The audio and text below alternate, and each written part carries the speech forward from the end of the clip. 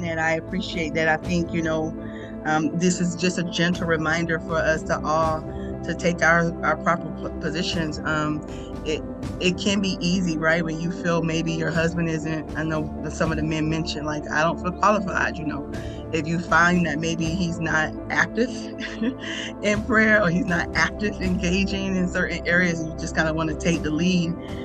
It's an area that we have to keep like submitting under control and say, Father, teach me how to follow his lead as he's following your lead.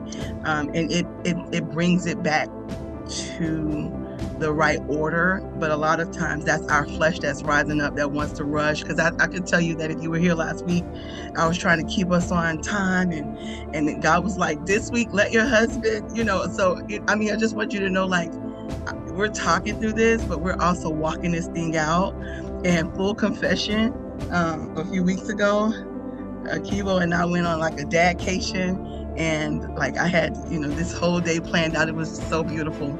And we were on our way to church, and we needed to get gas, right, Akiva? And he knew we were engaging with the Lord on our little dadcation. We had been praying for this book club. We were getting ourselves spiritually ready. The Spirit of the Lord was speaking to us.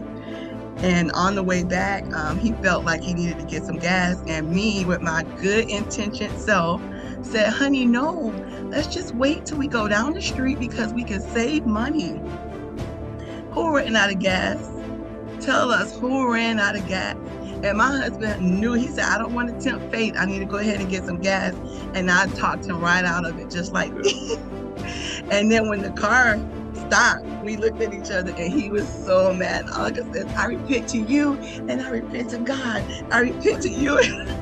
Now, 5 years ago, I would have said that. I would have been like blaming him, but I made us run out of gas, and I owned it. And I was like, this is such a good lesson. I'm going to tell on myself when we meet with these people, to let them know, like, you can have good intentions, but you can still be trying to take the lead.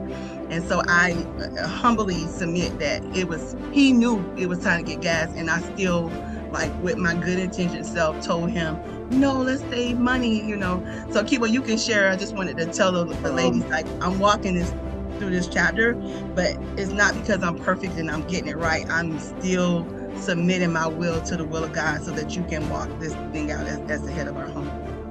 And not so I wasn't really mad at her. I was a little mad, but I wasn't really mad at her. I was more mad at myself because when it happened, I said, I knew I should have stopped. And I said, God, I said, I felt in my spirit I should have stopped. And I overrode it. And I had to accept, like she said, she had to repent. I had to also repent because I felt like that unctioning was the spirit of God saying, hey, you need to get some gas when you go further down. Luckily, we were in a position where when we ran out of gas, we were right next to another gas station. So it wasn't it was more of I think that whole situation was more of a teaching moment for both of us. It was a teaching moment for her of not trying to take control of the situation. It was a teaching moment for me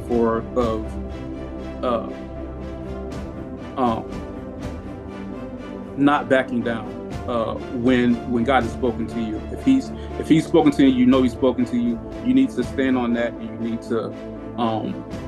need to do what you know to do. And sometimes that might cause some friction, but that's okay as long as and sometimes we can agree to disagree. We don't have to be rude about it. We don't have to be disrespectful or anything. And I could have simply said, no, babe, I'm going to stop.